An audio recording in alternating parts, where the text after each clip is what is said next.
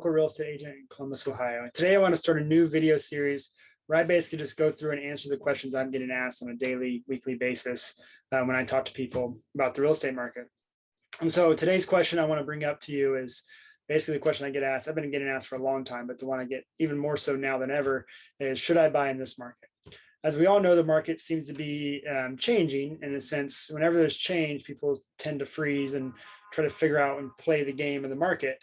And so today I want to kind of show you some things, and hopefully that's what we do in this series, is not just me telling you what to do, but it's showing you some historical data, showing you things to keep in mind and helping you make decisions. So let's share my screen here, and I want to jump into some fun things for you guys to look at if you're thinking about buying in this market. This is put out by the St. Louis Federal Reserve, and it's the historical data of the home prices throughout the country for the last, what is that, 65, 70 years almost now. And it just kind of shows us, where things started at when it's tracking and where they are now. So as we can see, there's a lot of, some dips and stuff like this, but, for the most part, it's up and to the right. And if, historically, if you bought a house, you've made money for the most part, besides short term. If you would have bought in 2007, really 2010, if you bought in that point and then sold, within a couple of years, you may have lost money, year over year. If you, there's a few dips here and there, but otherwise, if you're hanging on to your house for, 3 to 5 years, most likely you have came out on top. Now, of course, this is not, true to every house. It's just the data and historically the average of what happens. So this gives you a historical perspective. And this is what I tell a lot of people is, if you're thinking about buying a house, what's your long-term goal? Is this a 1 year, you're looking to move into a house for 1 year and then potentially move out?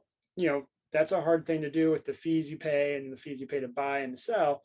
But if you're looking at, 5 to 10 years, then you really should be, in any market. If you'd have bought in 2007, in 5 to 10 years, if you got to 2012, 13, 14, 15, you at least came out on top, and you don't think about the number, the money you're saving on rent and things like that. Now, half that, you are paying interest and home maintenance. So there's still some cost, outside of rent that you're paying when you own a house. So it's not just pure savings. But at the same time, typically you're paying less in maintenance if you buy a decent house than you would in your interest rate. So this is just something to think about. Now we're going to keep this local into Columbus. So here again is the Columbus market a little bit, the snapshot of that since the 1980, 75 here, all the way up to 2022. And so you can see here, even, Columbus wasn't immune to the dip in 2008. But even then, what we see here is, a good dip, but if you bought and held on for 5, 10 years, you came out on top still. And something I want to keep in mind too is, if you look at this long term, I think what we're going to look back on the history in the last 20 years, so 2002 to 2008, 8 essentially, 22 to 08, last 20 to 15 years, we're going to look back on this historically. As you see, there's a long history here, and before 2008, there was no dip ever like there was in 2008. We saw a little dip here in the 90s. Was probably the second biggest dip, but that's not too substantial compared to obviously the 2008 crash. And the market conditions are obviously different than they are now. And I don't want to get into that rabbit hole about if there's a crash or not. The second thing we see is this huge spike, obviously from 2022. And I think we're looking back, we're going to see this as almost like historical checkpoints where we saw the largest depreciation and the largest appreciation in the market history. Probably for, I'm a millennial, probably for the rest of our life. This is going to look back and see that. And so what I think we're going to see is more of a steady climb, some dips, some ebbs and flows, but more modest ebbs and flows in the future. So, if you're looking at your single family home thinking you're going to make 20% every year, probably not going to happen. But if you're thinking you're going to lose 10% every year, probably not going to happen either. So we're going to see more of a steady depending on the market, 5 to 10% appreciation year over year on an average, even 3%. But what happens when you buy a house at a higher price point, 3% is a lot, more equity or money added to the house than it was in the 1970s when the average price was 27, under 30 grand, when the average price now is 500,000. Now this is nationally. Columbus, we're looking, this is Q1 of 2022. Right now in Q3, we're looking closer to the 350, anywhere from 320, 350 mark. And so it gives you some perspective there. So the question, in my opinion, is not, should I buy right now? And people ask me that. I think that's almost the wrong question. I think it's almost should be, how can I buy? Because the question really is, interest rates are high, prices are high. Should I buy with these things going on? When I say with the interest rate, obviously this makes a difference in somebody's ability to buy. And so the question should really be asking, can I buy right now, or how can I buy right now?